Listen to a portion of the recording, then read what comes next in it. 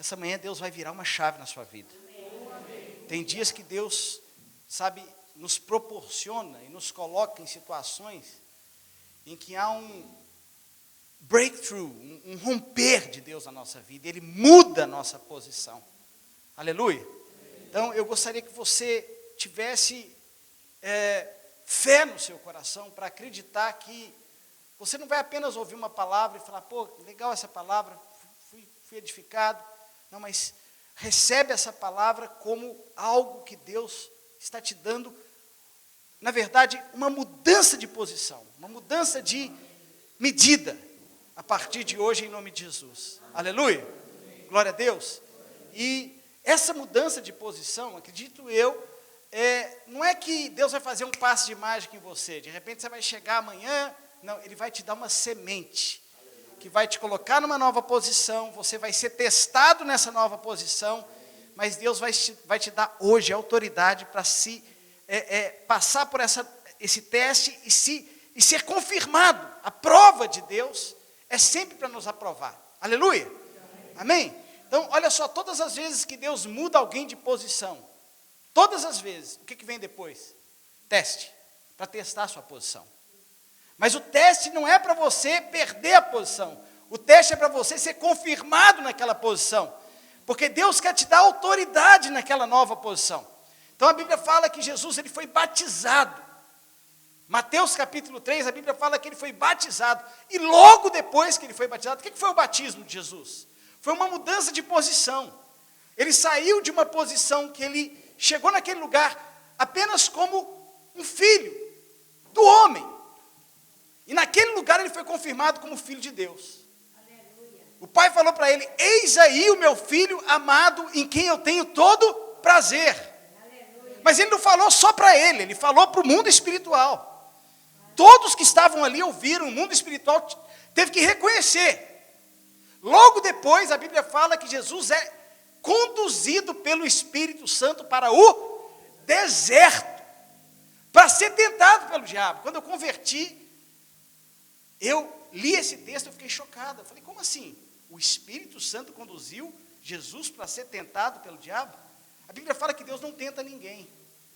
Veja bem, quando a Bíblia fala que o Espírito Santo conduziu Jesus para o deserto para ser tentado, não é que Deus estava promovendo algum tipo de tentação.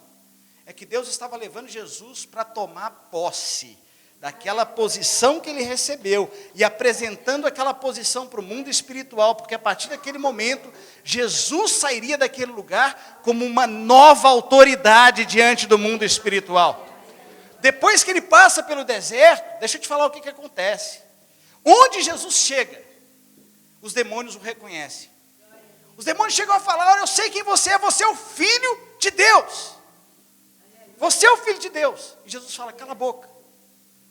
Fica quieto. Por que os demônios o reconheciam? Porque houve uma mudança de posição e houve uma confirmação de autoridade. Aleluia. Quando nós falamos a respeito do mundo e quando nós falamos a respeito da terra prometida de Canaã, todas as vezes que a gente fala do Egito, o Egito na Bíblia é um tipo que aponta para quê? Para o mundo. Fala comigo, o Egito aponta para o mundo. E o mundo é o lugar onde jaz. O mundo jaz no maligno. Satanás é o príncipe deste mundo. Está lá em João capítulo 16. O mundo é o lugar onde Satanás, supostamente de forma usurpadora, tem algum tipo de autoridade usurpada. Então ele tem às vezes autoridade para interferir, ele tem autoridade para resistir, ele tem autoridade para atrapalhar, ele tem autoridade para roubar, matar e destruir. Mas Canaã nos fala do lugar onde o pleno propósito de Deus se cumpre na nossa vida. E quando a gente pensa no Egito, no mundo, geralmente a gente relaciona esse lugar como um lugar o quê? De opressão, de pecado, de escravidão.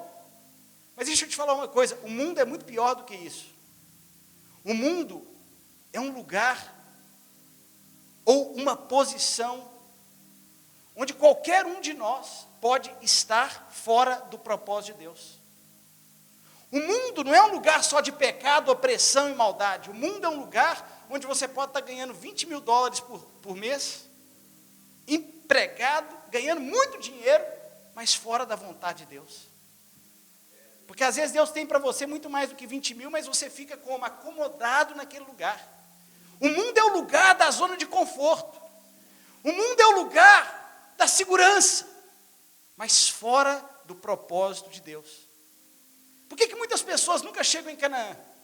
Porque elas preferem ficar no lugar seguro, garantido, que elas têm lá no mundo.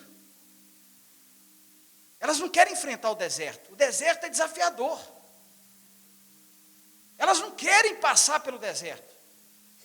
Mas eu quero dizer para você nessa manhã que quando Deus quer te levar para Canaã, Ele te tira do mundo, Ele faz você passar pelo deserto, Ele te confirma no deserto, e Ele te dá uma nova posição de autoridade para reinar sobre a terra, e para entrar numa posição de Canaã, onde você não somente vai ser muito maior, muito mais bem sucedido, com muito mais autoridade, mas você vai cumprir o propósito de Deus. Você vai cumprir o propósito de Deus.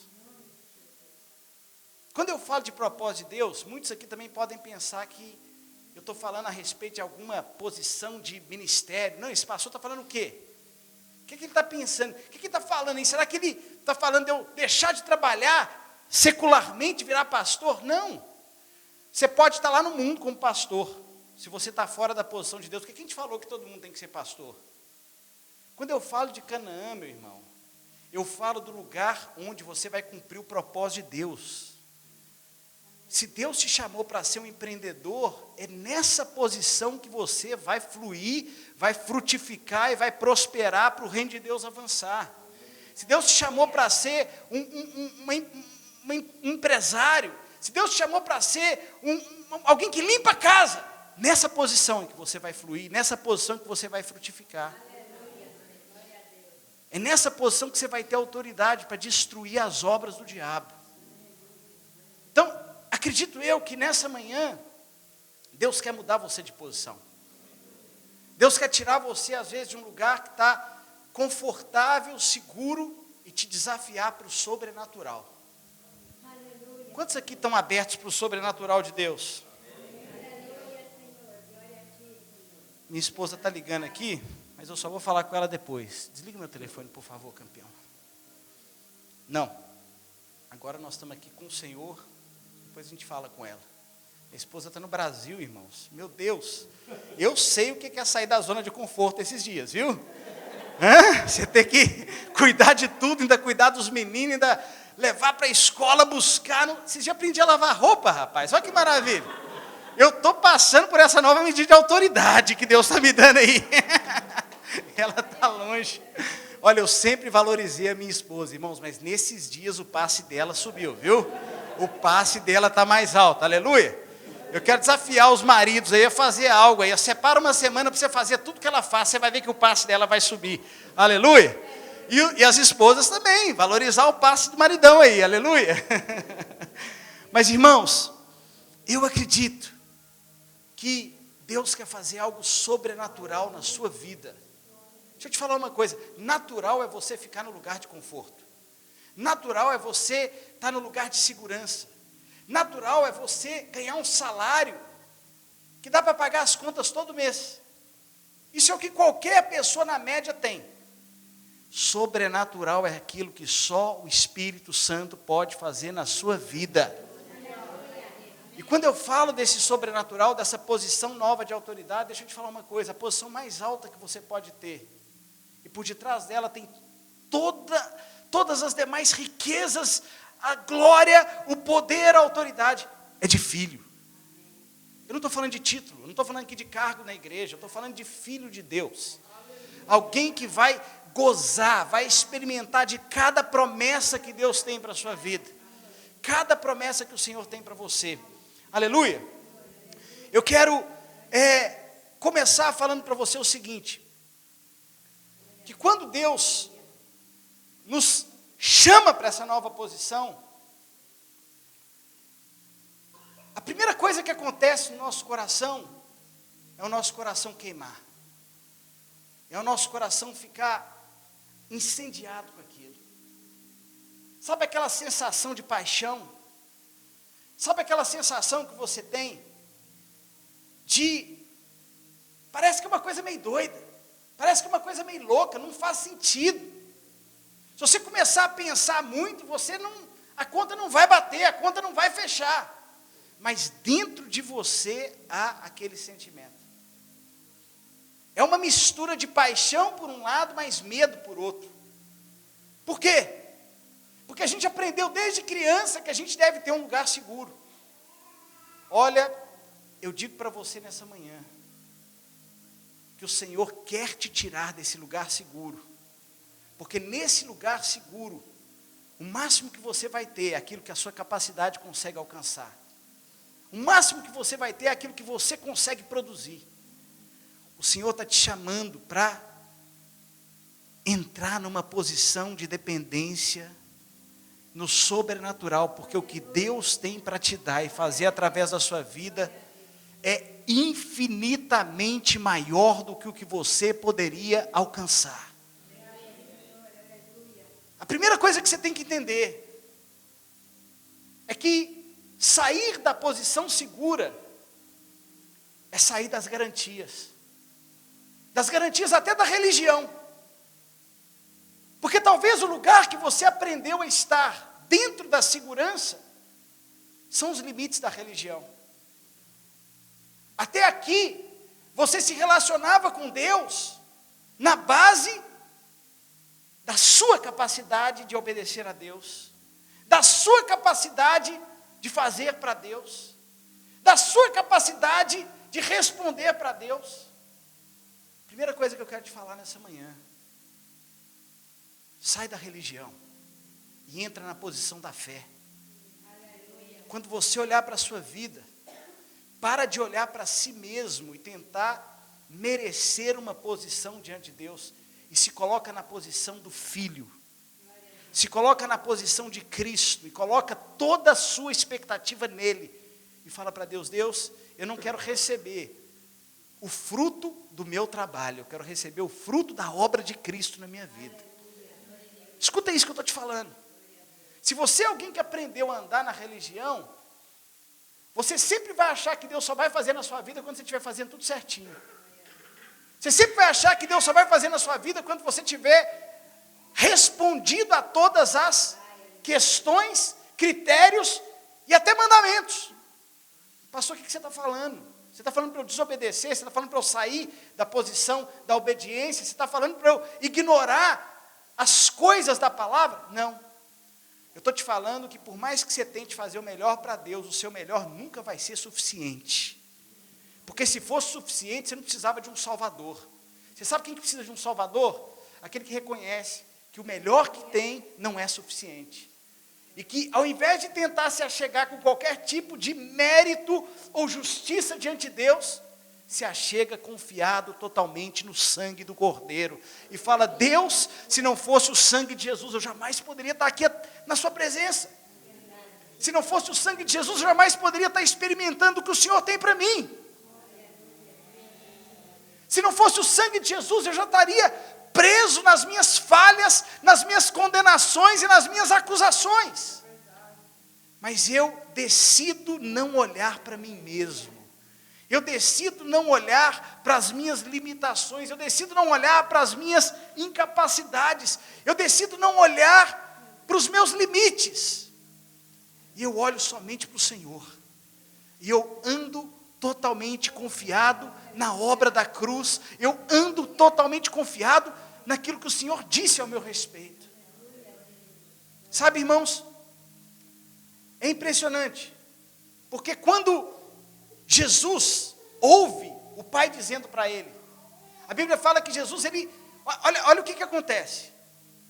Jesus, ele está indo em direção ao Jordão, e quando ele chega, João Batista chega para ele e fala o quê? Você vem para ser batizado, mas eu é que preciso ser batizado por você, porque eu não sou digno nem de desatar as correias da sua sandália. Jesus responde o que para ele? Deixa por enquanto, porque assim dessa maneira nos convém cumprir toda a justiça. Por que João Batista falou aquilo para Jesus? Porque o batismo de João era um batismo de arrependimento de pecados. O que João Batista falou para Jesus naquela manhã foi o seguinte: ei, eu é que sou o pecador aqui na história. Eu sei quem você é o santo, o Filho de Deus. Então quem tinha que ser batizado aqui nessa manhã era eu por você e não você por mim. Quantos estão entendendo o que eu estou dizendo aqui? Porque eu tenho pecados, eu sei quem eu sou. E eu sei que o Senhor não tem pecado. Mas Jesus fala o que para ele? Deixa por enquanto, porque assim nos convém cumprir toda a justiça. Em outras palavras, Jesus estava falando o seguinte: eu sei que eu não tenho pecado, mas eu estou aqui no lugar de todos os pecadores para passar pelo batismo que eles deveriam passar. Da mesma forma que eu estou aqui para morrer no lugar deles, a morte que eles deveriam morrer. E na hora que ele então se batiza, a Bíblia fala que os céus se abrem. Em Marcos a Bíblia fala que os céus se rasgam. Porque depois daquele dia o céu nunca mais fechou.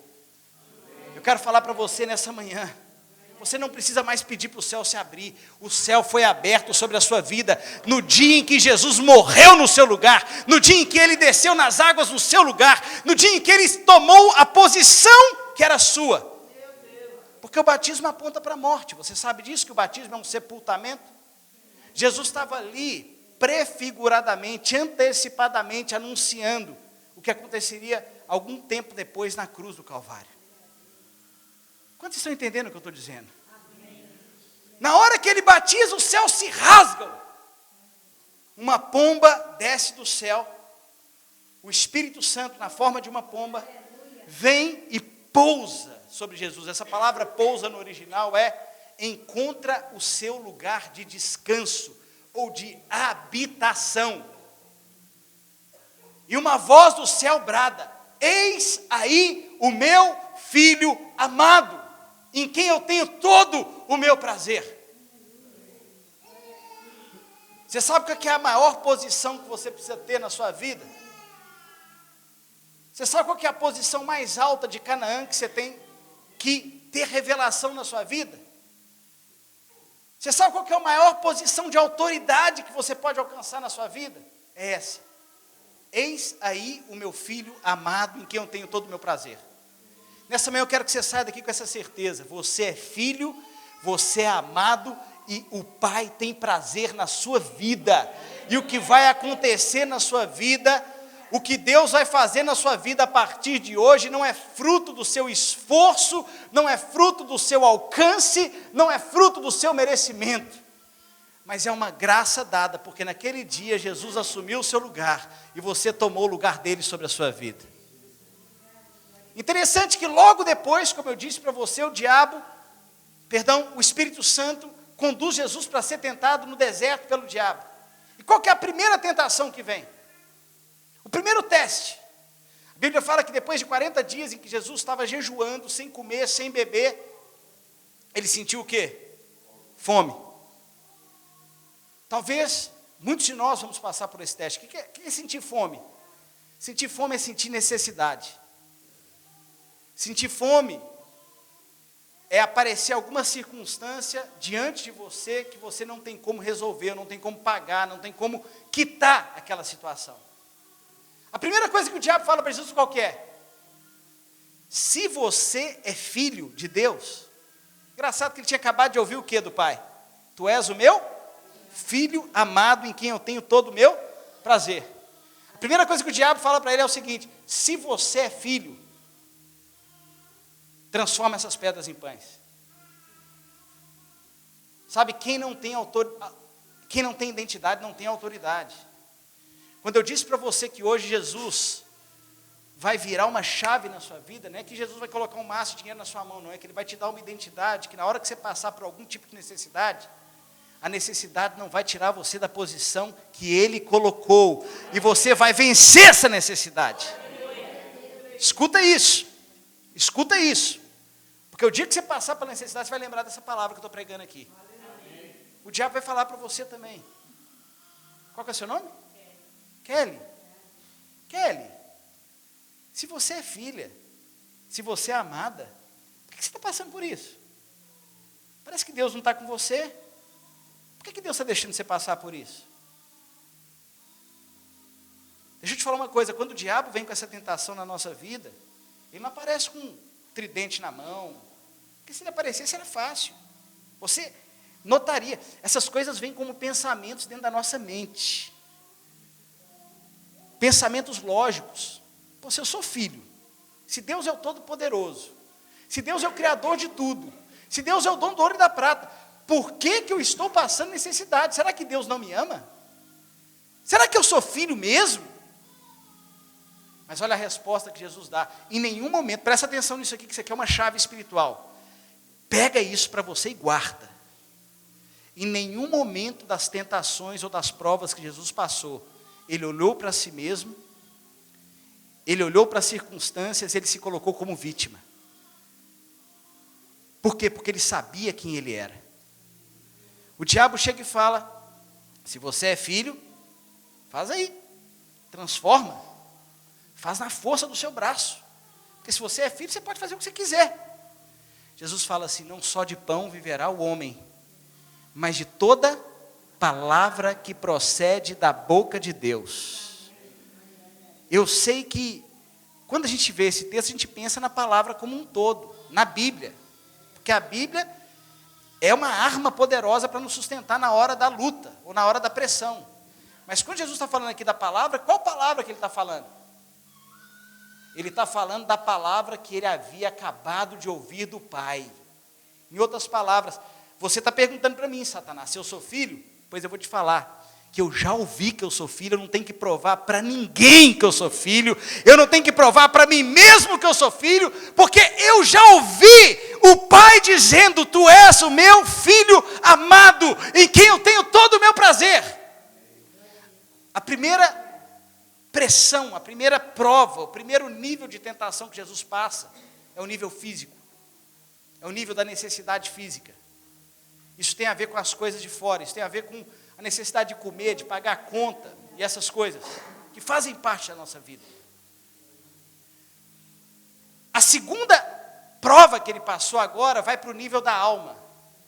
A Bíblia fala que Jesus é colocado no pináculo do templo. Deixa eu te falar uma coisa, não havia nada mais sagrado, nada mais maravilhoso para os judeus naquela época, do que o templo. O templo era a obra mais maravilhosa que eles tinham, porque o templo era o lugar da habitação de Deus.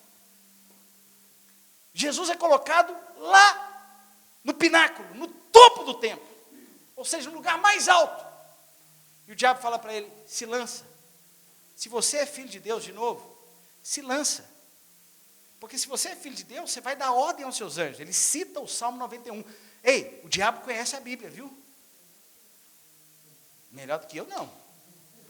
Ele conhece só o que está escrito. Eu conheço aquilo vivo dentro de mim. Mas melhor do que muita gente. O diabo cita a Bíblia para enganar Jesus. Ele fala, dá ordem aos teus anjos para que eles te guardem. E o que Jesus fala para ele? Não, Senhor.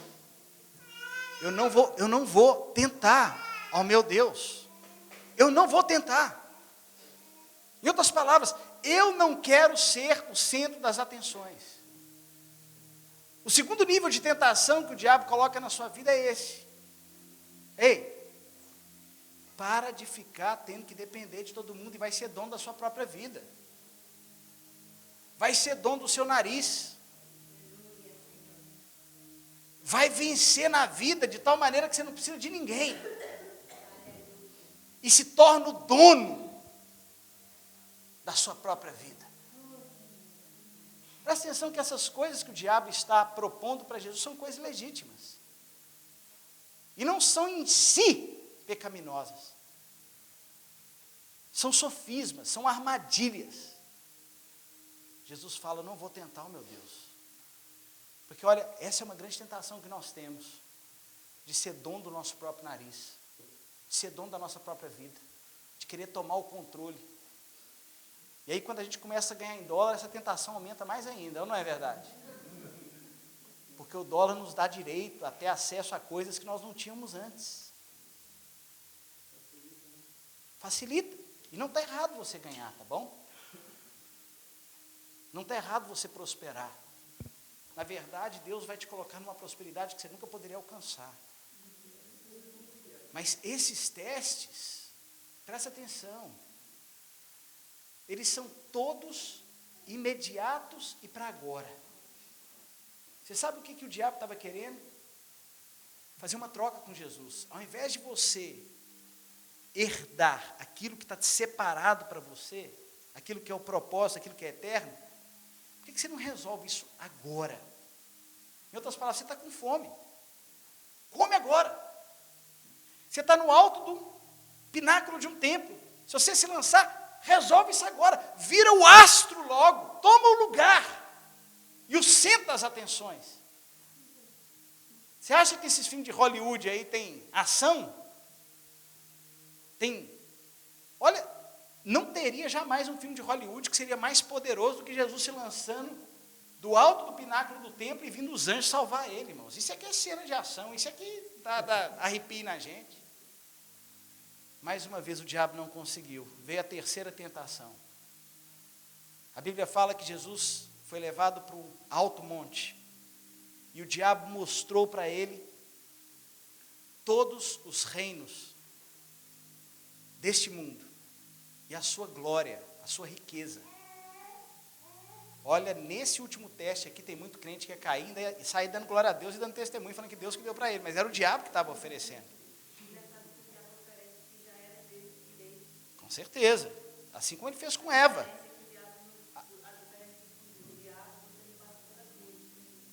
Exatamente. Quando o diabo tentou Adão e Eva, o que ele falou? Se você comer, os seus olhos vão se abrir. E você vai ser como Deus. Mas eles já eram como Deus. Eles já haviam sido formados à imagem e semelhança de Deus. Deixa eu te falar uma coisa. O que o diabo te oferece é só uma ilusão. Mas essa ilusão é muito tentadora. E se fosse ruim, ninguém caía na tentação. Então eu quero que você entenda nessa manhã. Eu quero que você entenda nessa manhã que se você não tiver a ajuda do Espírito Santo, qualquer um de nós aqui cairia numa tentação dessa sem perceber. Mas nós temos o Espírito Santo.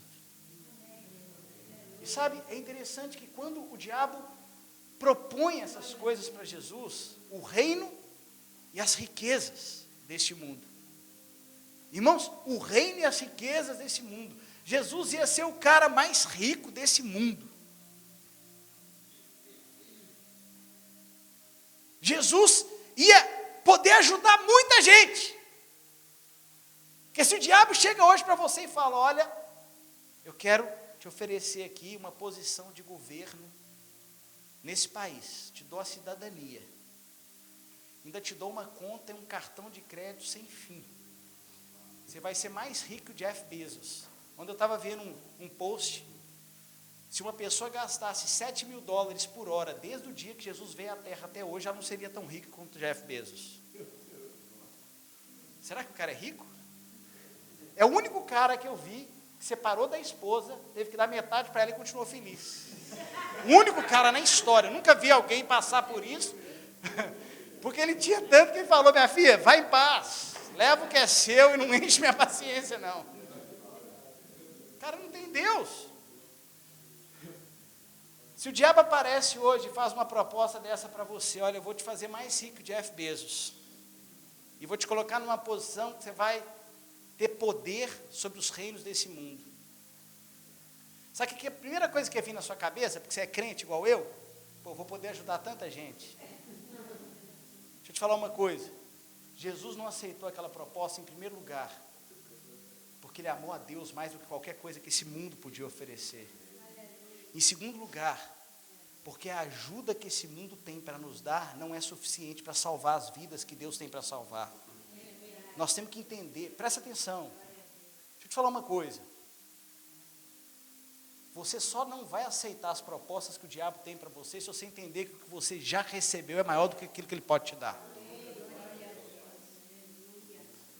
Quando Jesus nega aquelas propostas, ele está falando, você não está entendendo, ser filho amado e ter intimidade com o Pai é maior do que o que você está me oferecendo. E ele fala, olha, somente a Deus eu servirei, ou eu prestarei culto.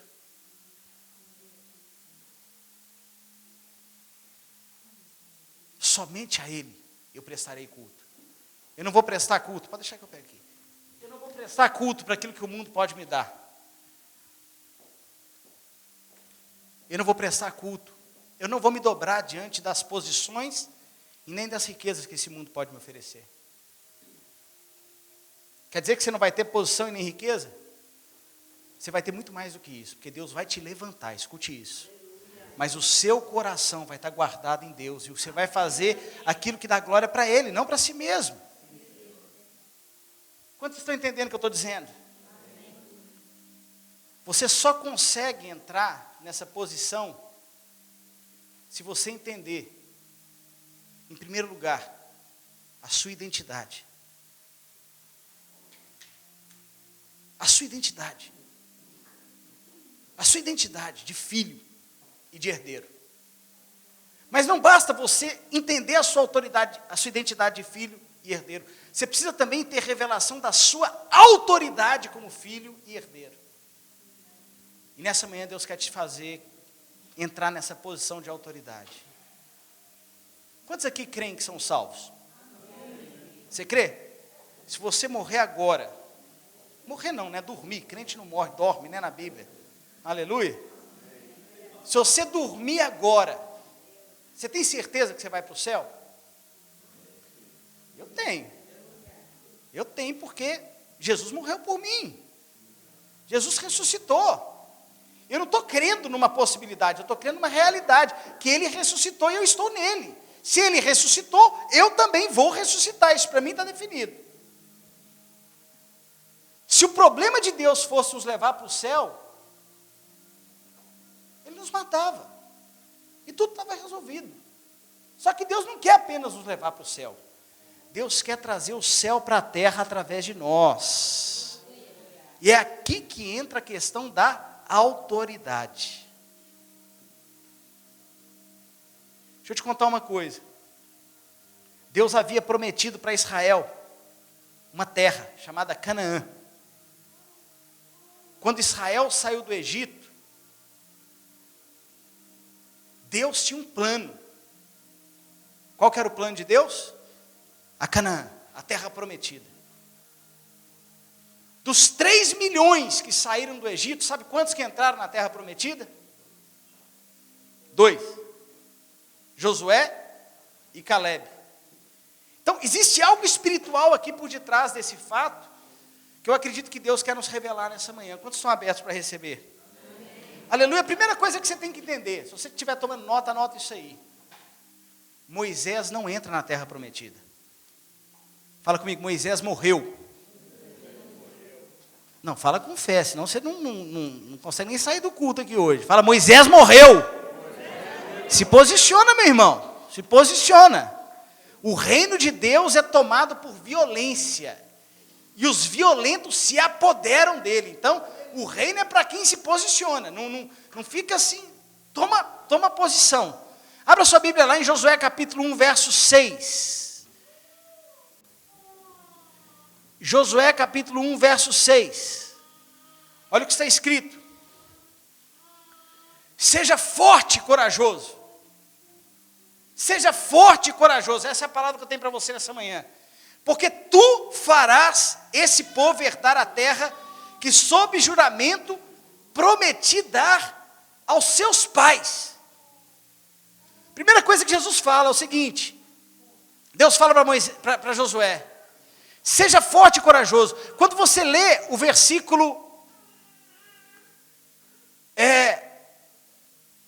2, está escrito assim: Moisés, meu servo, é morto. Dispõe-te agora, passa esse Jordão, tu e todo este povo, a terra que eu dou aos filhos de Israel. Por que você acha que Deus falou para Josué ser forte e corajoso? Porque Josué estava com medo. Não tem sentido você falar para um cara que está cheio de coragem, seja forte e corajoso. Ser corajoso não é ter medo, não é não ter medo, melhor dizendo. Ser corajoso é se colocar numa posição que quando a prova vem, você não negocia quem você é. Porque você sabe que Deus te colocou naquele lugar para vencer aquela situação.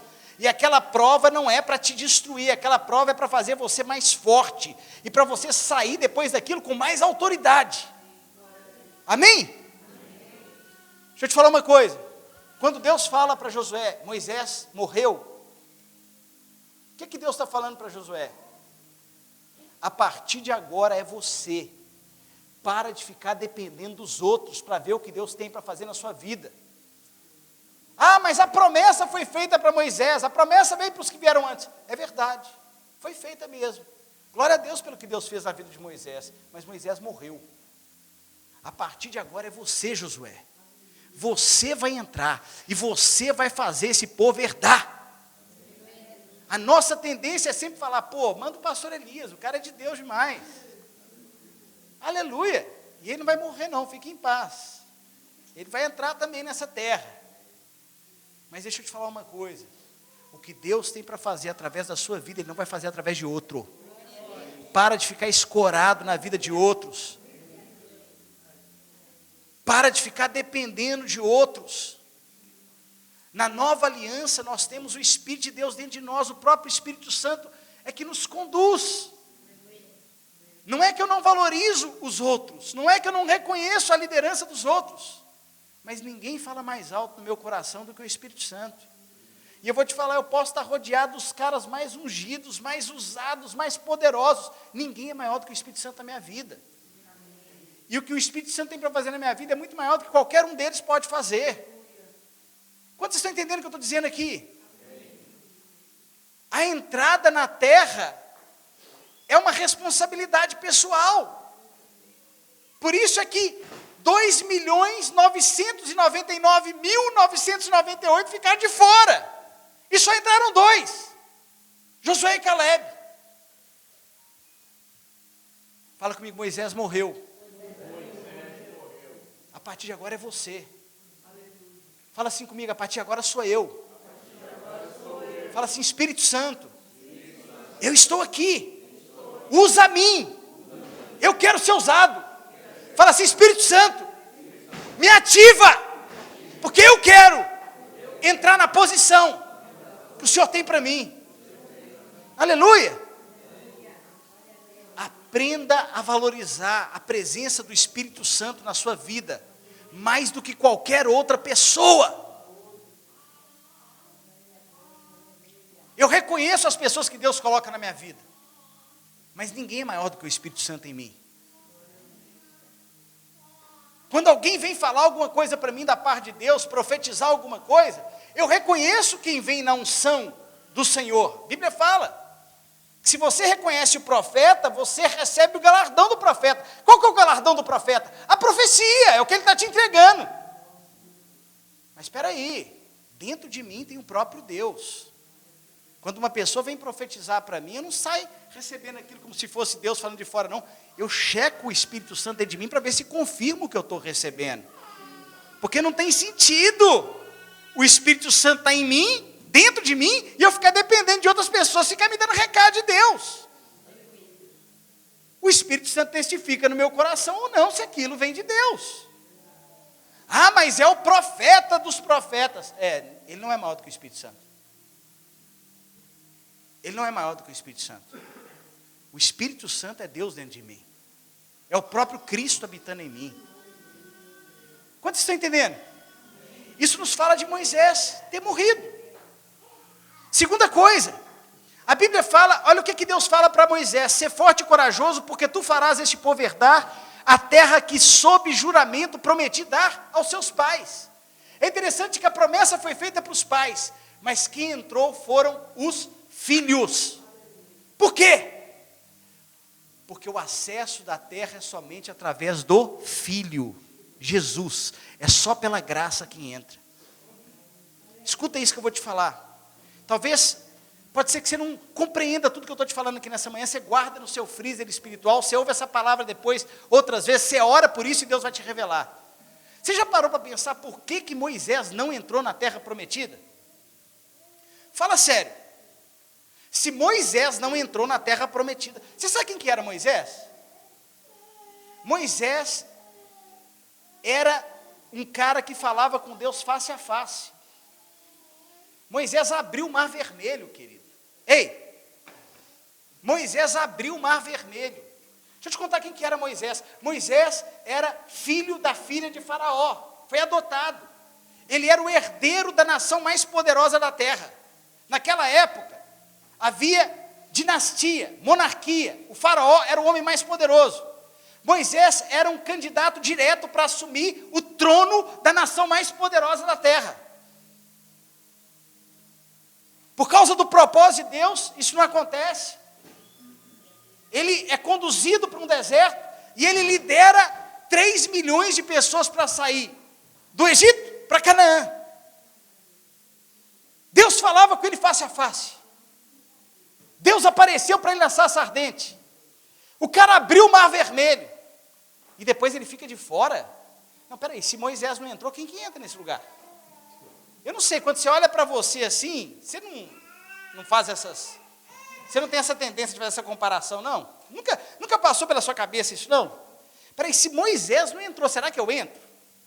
Fala sério. Agora, por que Moisés não entrou? Porque a lei não pode herdar as promessas de Deus. Moisés aponta para a lei. Somente pode herdar as promessas do Pai aqueles que entram através do Filho, porque o acesso à herança não é por merecimento, não é pela lei, é pela graça e pela fé. O que Deus vai fazer na sua vida não é fruto do seu merecimento, é fruto da fé que você tem em Jesus e da identidade que você recebe como filho por crer no Filho de Deus. Você está entendendo o que eu estou falando? Somente Cristo cumpriu a lei, por isso somente Cristo pôde entrar nessa posição de vencedor que aponta para Canaã. Josué aponta para Cristo, porque no original o nome Josué é Yeshua. Você sabia disso, que Josué aponta para Cristo, Yeshua? Então, Josué aponta exatamente para essa posição como filho de Deus, como Cristo. Ele é um tipo, ele é um representante de Cristo. Ele entrou. Mas e Caleb? Caleb aponta para a igreja, para a noiva, para aqueles que estão junto com Josué e Yeshua, ao lado de Yeshua. Quem é Caleb? No original, Caleb significa servo fiel, ou cão fiel. Quando você lê a Bíblia, você descobre que Caleb representa aqueles que creram em Deus e perseveraram em segui-lo, mesmo no meio das provas. Olha o que a Bíblia fala: nenhum dos homens que, tendo visto a minha glória, os prodígios que eu fiz no Egito, no deserto, todavia, olha Deus falando, todavia me puseram à prova já 10 vezes e não obedeceram à minha voz. Nenhum deles verá a terra que com juramento prometi aos seus pais. Nenhum daqueles que me desprezaram haverá. Aqueles homens haviam visto a glória de Deus, mas desprezaram a glória de Deus porque não creram na sua palavra. Porém o meu servo Caleb, visto que nele houve outro espírito, fala comigo, outro espírito, e ele perseverou em me seguir, eu o farei entrar na terra que espiou, e a sua descendência a possuirá. Escute isso. Caleb era alguém como eu e você, que decidiu viver pela fé e perseverou em seguir a Deus. A única pessoa que pode te impedir, na posição que você está hoje, como filho em Cristo, de entrar na terra prometida, vou te falar isso, é você mesmo. Nem o diabo pode te impedir de completar essa carreira, se você tiver uma decisão de crer e não desistir. Se você tiver uma decisão de perseverar em Deus. Eu quero te dizer isso nessa manhã. Não olha para si mesmo. Não olha para as circunstâncias. Não olha para as propostas que o diabo vai fazer para você, para te tirar da sua posição de identidade. Se posiciona na sua identidade e Deus vai te entregar a autoridade. No meio desse caminho, você vai cometer erros e você vai falhar. E na hora que você falhar, não vai vir uma proposta para você sair da posição, como Jesus sofreu lá no deserto. Porque Jesus nunca falhou. Na hora de você falhar, se você tiver falhado, o diabo vai chegar para você para te acusar e falar: como assim você é filho? Se você é filho, por que você fez isso aqui? Volta para a posição de filho, olha para Jesus e recebe o perdão. Porque a promessa não é para quem merece, a promessa é para quem crê e persevera até o fim. Fica de pé onde você está. Eu quero terminar te mostrando isso na palavra. Deus falou isso comigo essa semana. Abra a sua Bíblia em Gênesis capítulo 26. Gênesis 26. Vou te contar o que está acontecendo aqui. E eu quero que você guarde essa palavra para você e medite nela durante a semana. Isaac estava vivendo num tempo de escassez. Havia fome na terra. Um tempo de crise. A Bíblia fala no versículo 2 que Deus apareceu para Isaac. Porque Deus tinha uma aliança com Isaac. E falou para ele: não desças ao Egito. Fica na terra que eu te disser. Habita nela. Em outras palavras, não sai da posição que eu te dei. Não sai dessa posição de filho. Fala comigo, Isaac é filho. Fala comigo, quem entra na terra é o filho. Porque o acesso da terra é pelo filho. Fala assim, os pais não entram na terra. Os pais receberam a promessa. Mas quem entra é o filho. Quantos estão entendendo o que eu estou dizendo? Olha o que Deus fala para ele. Fica na terra, habita nessa terra, eu serei contigo e eu te abençoarei. Olha o que no versículo 4 o Senhor fala para Isaac: multiplicarei a sua descendência como as estrelas dos céus e lhe darei todas essas terras. Na sua descendência serão abençoadas todas as nações da terra.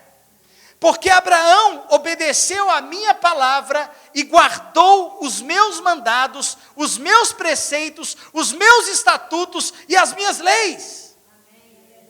Presta atenção, Deus está falando com Isaac: eu vou fazer isso tudo com você, porque o meu servo Abraão obedeceu todas as minhas palavras, todos os meus mandados, todos os meus preceitos, todos os meus mandamentos.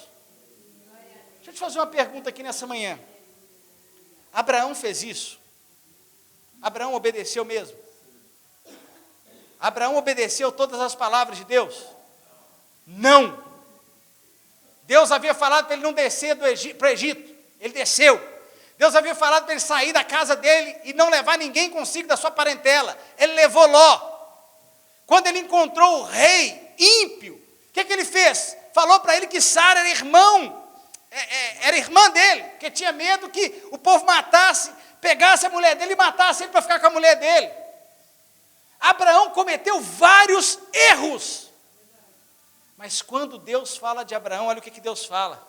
Porque Abraão obedeceu a minha palavra e guardou os meus mandados, os meus preceitos, os meus estatutos e as minhas leis. Ou Deus é mentiroso e nós sabemos que Deus não é, ou então tinha alguma coisa na vida de Abraão que quando Deus olhava para ele, Deus só via o acerto. O que é isso? Aleluia. Fala comigo, justiça. Fala comigo, justiça.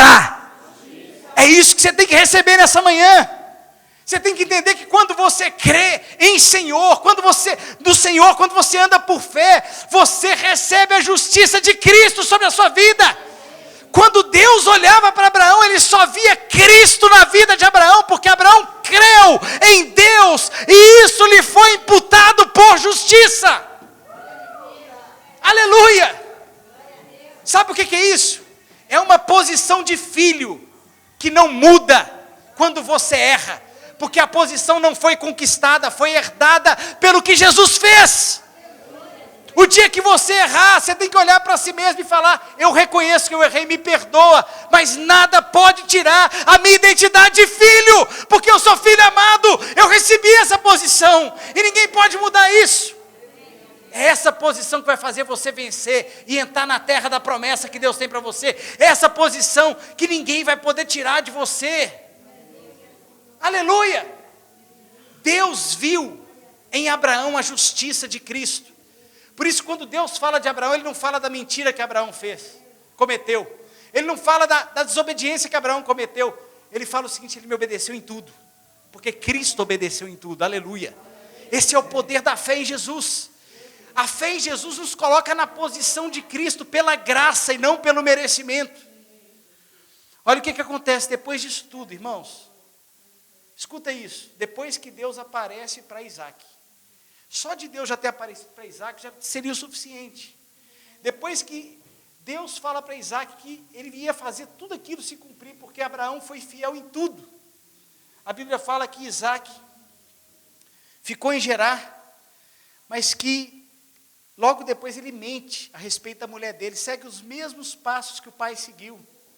Versículo 7, perguntando-lhe os homens daquele lugar a respeito da sua mulher, disse: é minha irmã. Porque ele temia dizer, ele teve medo. Na hora da pressão, ao invés dele se posicionar, Deus tinha falado para ele, ele teve medo. É minha mulher, para que, dizia ele consigo, os homens do lugar não me matem por amor de Rebeca, porque era formosa de aparência. Ora, tendo Isaac permanecido ali por muito tempo, Abimeleque, rei dos filisteus, olhando da janela, viu que Isaac acariciava Rebeca, sua mulher. Então Abimeleque chamou Isaac e lhe disse: é evidente que ela é a sua esposa. Pelo jeito que você toca nela, que você acaricia ela não é a sua irmã, você está mentindo. Olha o que acontece, esse rei ímpio começa a dar um sabão em Isaac. É evidente que ela é a sua esposa. Como, pois, disseste, é minha irmã? Respondeu-lhe Isaac: olha, eu falei isso porque se eu não falasse eu ia morrer, para que eu não morra por causa dela. Disse Abimeleque: que é isso que nos fizeste? Que é isso que você fez, rapaz? Facilmente algum do povo, algum homem, teria abusado da sua mulher, e tu atraído sobre nós grave delito. E deu essa ordem a todo o povo. Olha a ordem que Abimeleque deu: qualquer que tocar a este homem ou a sua mulher vai morrer. Irmãos, Isaac cometeu um grave erro. Cometeu ou não cometeu? Deus tinha acabado de aparecer para ele, irmãos. Isaac cometeu um erro tão grave quanto o seu pai cometeu. Mas olha o que acontece no verso 12. Olha o que a palavra de Deus diz: semeou Isaac naquela terra, e no mesmo ano recolheu 100 por 1, porque o Senhor o abençoava. Enriqueceu-se o homem, prosperou, ficou riquíssimo, possuía ovelhas e bois e grande número de servos, de maneira que os filisteus lhe tinham inveja, mesmo ele tendo cometido aquele erro, aquela falha. Deus o abençoou. Por quê? Porque ele entrou numa posição de filho. E os erros não podem mudar a sua posição diante de Deus. Não quer dizer que você vai viver errando. Quer dizer que o Espírito Santo vai completar uma obra em você. E se você tropeçar e errar, você vai voltar para a posição que é sua como filho. Mas a partir de hoje, você vai vencer como filho. Você vai reinar como filho. Você vai entrar nessa nova posição. E sabe, essa posição não é um lugar físico. Essa posição é uma medida de intimidade com o Espírito Santo. Eu poderia te fazer um monte de promessas aqui nessa manhã. Te prometer um salário 10 vezes maior. Eu poderia te prometer um green card pela fé. Eu poderia te prometer uma promoção pela fé. Eu não tenho nada disso para te dar. Porque isso tudo é muito pequeno perto daquilo que Deus quer te dar. O que eu quero liberar sobre a sua vida é essa posição de filho, de alguém que é íntimo do Espírito Santo, porque o Espírito Santo vai te conduzir para esses lugares de abundância que Deus tem para a sua vida, que são muito maiores do que qualquer lugar que eu poderia te prometer. Quantos aqui entendem que hoje o Espírito Santo vai mudar você de posição? Amanhã, quando você for para o seu salário, para o seu emprego, para o seu trabalho, você vai diferente. Escuta isso que eu estou te falando. Amanhã, quando você acordar, você vai acordar diferente. Sabe por quê? Porque a partir de hoje, uma nova medida de intimidade com o Espírito Santo começa. Quando você lê a Bíblia, a partir de hoje, vai ser diferente. Olha, eu vou te falar uma coisa aqui. Tem gente aqui que já estava preparando e programando até a volta para o Brasil. Você já fez as contas, você já ganhou dinheiro suficiente nessa terra, você já fez os cálculos, dá para você viver bem para o resto da vida no Brasil? Pois eu vou te falar que Deus tem algo mais para fazer para você aqui. E Deus tem coisas maiores para te dar aqui. E os seus planos não são os mesmos planos de Deus, e Deus tem planos maiores para você. Eu quero liberar nessa manhã os planos eternos que Deus tem para a sua vida, amém? Quantos aqui creem que essa palavra é para a sua vida? Você crê? Coloca a mão no seu coração então, e começa agora a orar junto comigo e concordar.